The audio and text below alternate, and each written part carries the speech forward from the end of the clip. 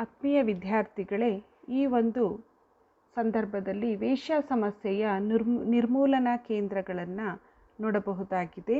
Dear students, here we are with the remedies of sex or prostitution, sex workers or prostitution. ವೇಶ್ಯ ಸಮಸ್ಯೆಯ ನಿರ್ಮೂಲನಾ ಕ್ರಮಗಳನ್ನು ನೋಡುವುದಾದರೆ, ವೇಶ್ಯ ಸಮಸ್ಯೆಯು ಕೇವಲ ವೇಶ್ಯರಿಗೆ ಹಾಗೂ ಅವರ ಕುಟುಂಬಸ್ಥರಿಗೆ ಮಾತ್ರ ಸಂಬಂಧಿಸಿದ ಸಮಸ್ಯೆಯಾಗಿರದೆ ಇಡೀ ಸಮಾಜಕ್ಕೆ ಎದುರಾದ ಸವಾಲಾಗಿರುತ್ತೆ. ಈ ಸವಾಲನ್ನು 2 ನೆಲೆಗಳಲ್ಲಿ ಎದುರಿಸಬೇಕಾದ ಅವಶ್ಯಕತೆ ಕಂಡುಬಂದಿದ್ದು, ಕಾನೂನು ಕ್ರಮಗಳು ಈ ಸಾಮಾಜಿಕ ರೋಗವನ್ನು ಹೋಗಲಾಡಿಸಬೇಕು ಅಥವಾ ತಡೆದು ಹಾಕಬೇಕು ಎನ್ನುವುದಾದರೆ ಬಲವಾದ ಕಾನೂನು ಕ್ರಮಗಳನ್ನು ಕೈಗೊಳ್ಳುವುದು ಇವುಗಳ ಪ್ರತಿಬಂಧಕ ಕ್ರಮಗಳು ಹೌದು. ಪುನರ್ವಸತೀಕರಣದ ಹಾಗೂ ರಕ್ಷಣಾತ್ಮಕ ಕ್ರಮಗಳನ್ನು ನೋಡುವುದಾದರೆ, ಈಗಾಗಲೇ ಈ ಸಮಸ್ಯೆಯ ಬಲಿಪಶುಗಳಾಗಿರುವ ವೇಶ್ಯರನ್ನು ಪುನರ್ವಸತೀಕರಣಗೊಳಿಸುವುದಕ್ಕಾಗಿ ರಕ್ಷಣಾತ್ಮಕ ಕ್ರಮಗಳನ್ನು ಕೈಗೊಳ್ಳಬಹುದಾಗಿದೆ. Remedies of prostitution. The problem of prostitution is not just a problem confronting the prostitutes and their families, but has become a big menace to the public morality and social health. It is necessary to handle this problem in 2 respects. The 2 types of measures to deal with the problems are as follows: legal remedies to control prostitution and rehabilitative and protective measures to reform them and to help them lead a normal social life. Legal remedies to control prostitution. Attempts were made even during the ancient period to control and to remove prostitution. Early Dharmashastrakaras like Manu, Narada, Gautama, Parashara and other condemned this practice in their treatises and recommended measures to suppress it. During the medieval period, the Muslim rulers made no attempt to curb it, for they were not against practices. The British made some half-hearted attempts to control it. ಪುರಾತನ ಕಾಲದಿಂದಲೂ ವೇಶ್ಯಾವೃತ್ತಿಯು ಅಸ್ತಿತ್ವದಲ್ಲಿದ್ದರೂ ಅದನ್ನು ತೊಡೆದು ಹಾಕುವ ನಿಯಂತ್ರಿಸುವ ಪ್ರಯತ್ನಗಳು ಮಂದಗತಿಯಿಂದ ನಡೆದುಕೊಂಡು ಬಂದಿವೆ ಎನ್ನುವುದು. ಭಾರತದ ಧರ್ಮಶಾಸ್ತ್ರಕಾರರಾದ ಮನು, ನಾರದ, ಗೌತಮ, ಪರಾಶರ ಮುಂತಾದವರು ತಮ್ಮ ಗ್ರಂಥದಲ್ಲಿ ಉಲ್ಲೇಖಿಸಿರುವಂತೆ ಈ ಪಿಡುಗಿನ ಬಗ್ಗೆ ತಮ್ಮ ಖಂಡನೆಯನ್ನು ವ್ಯಕ್ತಪಡಿಸಿರುತ್ತಾರೆ. ಪುರಾತನ ಯುಗದಿಂದ ಮಧ್ಯಯುಗಕ್ಕೆ ಕಾಲಿಟ್ಟ ಈ ಸಮಸ್ಯೆಯನ್ನು ಆಗಿನ ಮುಸ್ಲಿಂ ಆಳರಸರು ನಿಯಂತ್ರಿಸುವ ಗೋಜಿಗೆ ಹೋಗಲೇ ಇಲ್ಲ. ಮುಂದೆ ಬ್ರಿಟಿಷ್ ಆಳ್ವಿಕೆಯು ಆರಂಭವಾದಾಗ ಮಾತ್ರ ಈ ವೃತ್ತಿಯ ನಿರ್ಮೂಲನಕ್ಕಾಗಿ ಕೆಲವು ಶಾಸನಗಳನ್ನು ರಚಿಸಲಾಯಿತು. The British included in the Indian Penal Code some sections such as 354, 373, 375 and 495 which made the practice of illicit sex relations as punishable offence. Purchasing of young women below 18 years for prostitution and selling them to national and foreign agencies were declared as punishable offences. The Bombay Prevention of Prostitution Act 1923 was indeed the first legislation to be made in this regard to prevent prostitution and to keep women away from taking up this profession. Following the example of Mumbai state, the other states such as Madras, Uttar Pradesh and Punjab also enacted the same types of legislations. After independence, Bihar, Travancore and Mysore states also followed the same direction. ಕೆಲವು ಭಾರತೀಯ ದಂಡ ಸಂಹಿತೆಯಲ್ಲಿ ಕೆಲವು ಕಲಂಗಳನ್ನು ಸೇರ್ಪಡೆ ಮಾಡಿ ಅವುಗಳ ಪ್ರಕಾರ ಅನೈತಿಕ ಲೈಂಗಿಕ ಸಂಬಂಧವನ್ನು ದಂಡಾರ್ಹವೆಂದು ಹಾಗೂ ಕಾನೂನು ಬಾಹಿರ ಅಪರಾಧವೆಂದು ಪರಿಗಣಿಸಲಾಗಿದೆ. ವೇಶ್ಯಾವೃತ್ತಿಯ ಉದ್ದೇಶಕ್ಕಾಗಿ 18 ವರ್ಷ ಒಳಗಿನ ಕನ್ಯೆಯರನ್ನು ಅಕ್ರಮವಾಗಿ ಸ್ವಾಧೀನಪಡಿಸಿಕೊಳ್ಳುವವರಿಗೆ, ಮಾರುವವರಿಗೆ ಹಾಗೂ ಕೊಂಡುಕೊಳ್ಳುವವರಿಗೆ ಕಾನೂನು ಪ್ರಕಾರ 10 ವರ್ಷಗಳವರೆಗೆ ಕಾರಾಗೃಹ ಶಿಕ್ಷೆಯನ್ನು ವಿಧಿಸುವುದಾಗಿ ಹಾಗೂ ದಂಡವನ್ನು ವಿಧಿಸುವ ಅವಕಾಶವಿರುತ್ತದೆ ಎಂದು ಹೇಳಬಹುದು. 21 ವರ್ಷದೊಳಗಿನ ಕನ್ಯೆಯರನ್ನು ವಿದೇಶಗಳಿಗೆ ಮಾರುವುದು ಕೂಡ ಇದೇ ರೀತಿ ದಂಡಿಸಲಾಗುವುದು. Association for Moral and Social Hygiene, a non-governmental organization, strongly recommended to the government to take legal steps to stop women's sex trade in order to protect public morality and social health. In fact, on its recommendations, the Bengal state passed the Bengal Suppression of Immoral Traffic Act 1933. Governmental measures for after independence. After the attainment of freedom, the Association for Moral and Social Hygiene intensified campaign for checking this evil. In 1953, at its third All India Conference, the association strongly recommended that the individual as well as commercial prostitution should be abolished. ಸ್ವಾತಂತ್ರ್ಯ ನಂತರ ದೇಶಕ್ಕೆ ಸ್ವಾತಂತ್ರ್ಯ ಬಂದ ನಂತರ ತನ್ನ ಚಟುವಟಿಕೆಗಳನ್ನು ಮತ್ತಷ್ಟು ವ್ಯಾಪಕವಾಗಿ ಬಳಸಿಕೊಂಡು ಇಂಗ್ಲೆಂಡ್ ಮೂಲದ ಹಾಗೂ ಹಳೆಯ ನೈತಿಕ ಹಾಗೂ ಸಾಮಾಜಿಕ ಸ್ವಾಸ್ಥ್ಯ ಸಂಘ ಎಂಬ ಸಂಘಟನೆಯು 1951ರಿಂದಲೂ ತನ್ನ ಸಮ್ಮೇಳನಗಳನ್ನು ಜರುಗಿಸುತ್ತಾ ಬರುತ್ತಿದ್ದು ಸಾಮಾಜಿಕ ಹಾಗೂ ನೈತಿಕ ಸ್ವಾಸ್ಥ್ಯವನ್ನು ಕಾಯ್ದುಕೊಳ್ಳುವ ಅಗತ್ಯವನ್ನು ಒತ್ತಿ ಹೇಳುತ್ತಿದೆ. ಈ ಸಂಬಂಧವಾಗಿ ಅದು ಹಲವಾರು ಪ್ರಸ್ತಾವನೆಗಳನ್ನು ಹಾಗೂ ಸಲಹೆಗಳನ್ನು ಕೂಡ ಮಂಡಿಸುತ್ತಿದೆ. ದೇಶದ ಹಲವಾರು ರಾಜ್ಯಗಳಲ್ಲಿ ಜಾರಿಯಲ್ಲಿದ್ದ ಲೈಂಗಿಕ ಚಟುವಟಿಕೆ ನಿಗ್ರಹಣಾ ಕಾಯ್ದೆ ಲೋಪದೋಷಗಳ ಬಗ್ಗೆ ಸರ್ಕಾರದ ಗಮನ ಸೆಳೆದ ಈ ಸಂಘವು ಅವುಗಳನ್ನು ಪರಿಣಾಮಕಾರಿಯಾಗಿಸುವ ಅಗತ್ಯವಿದೆ ಎಂದು ಘೋಷಿಸಿತು. 1953ರಲ್ಲಿ ಜರುಗಿದ ಈ ಸಂಘದ ಸಮ್ಮೇಳನದಲ್ಲಿ ವೇಶ್ಯಾವಾಟಿಕೆಯನ್ನು ಸಂಪೂರ್ಣವಾಗಿ ತೊಡೆದುಹಾಕಬೇಕೆಂದು ಆಗ್ರಹಿಸಲಾಯಿತು.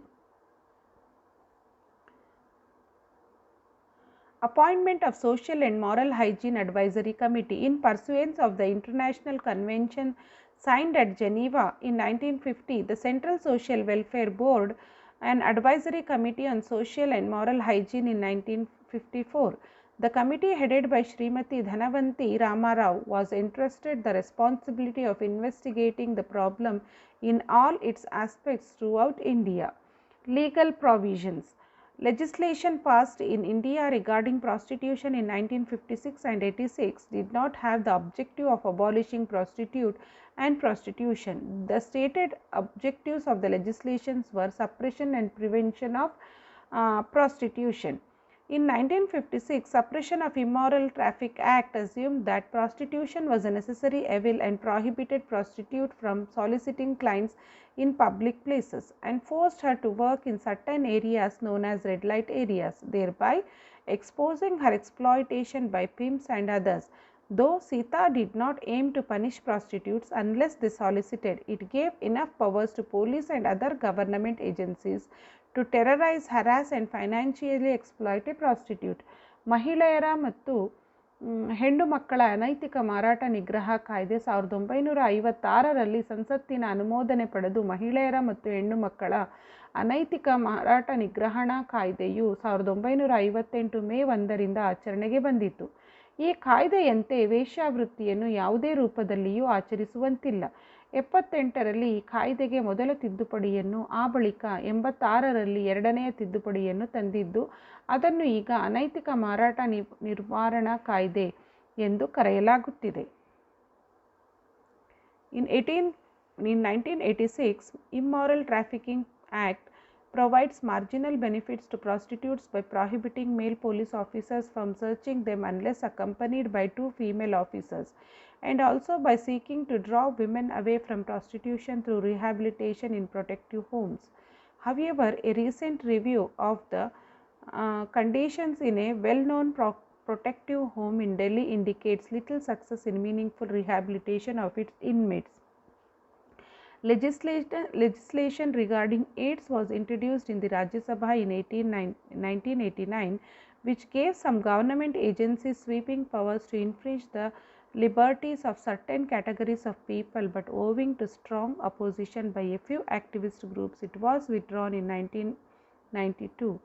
Role of police in child prostitution. To assess the role of police in child prostitution, a random sample of 28 out of 86 brothels along the GB Road in India was taken, which revealed that almost 60% of prostitutes were children.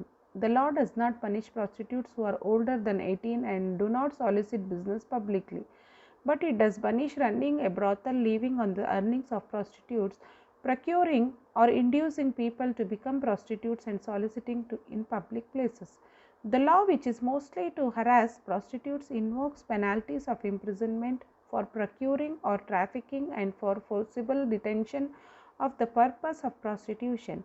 While creating a special police force to stop trafficking, special courts to deal with cases and protective homes for rescued girls, the law fails to punish clients or make provisions for the rehabilitation of rescued women.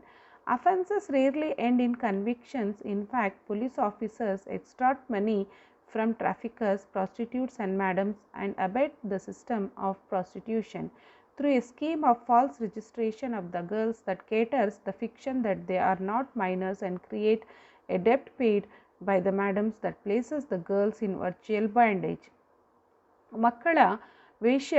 ಮಕ್ಕಳಲ್ಲಿ ವೇಶ್ಯಾವೃತ್ತಿಯನ್ನು ತಡೆಯುವಂತಹ ಪ್ರಯತ್ನದಲ್ಲಿ ಪೊಲೀಸರ ಪಾತ್ರ ಬಹಳ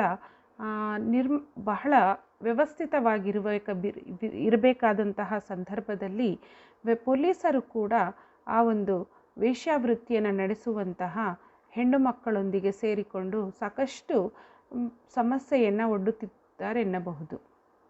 Use of condoms among prostitutes and their customers. There is a very low level of use of condoms among female prostitutes in India. Reports of rapid increase of prevalence of HIV positive cases among prostitutes in red light areas of Bombay and a few other Indian cities have persuaded non-government and government agencies to start intervention projects in pockets of those areas for motivating prostitutes to use condoms and distributing condoms free or at subsidized prices. As stated earlier, one common factor accounting for the success in these projects is the effective use of selected prostitutes as peer group educators. In project implementation, the main problem lies in the persisting unwillingness of the customers to use condoms and prostitutes' powerlessness to insist on their use or reject the customers. A few well-designed and well-executed intervention programs by non-government and government agencies in a few red light areas have started showing signs of increased use of condoms and reduced prevalence of STDs among prostitutes. A positive outcome of prevention program among prostitutes can be found in Sonagachi.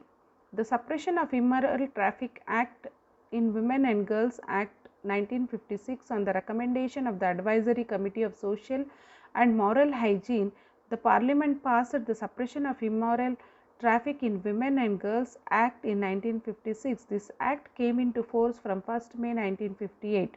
The act also envisages setting up of an adequate number of protective homes for the rehabilitation and the educational and vocational training of women and girls recovered and detained under this act.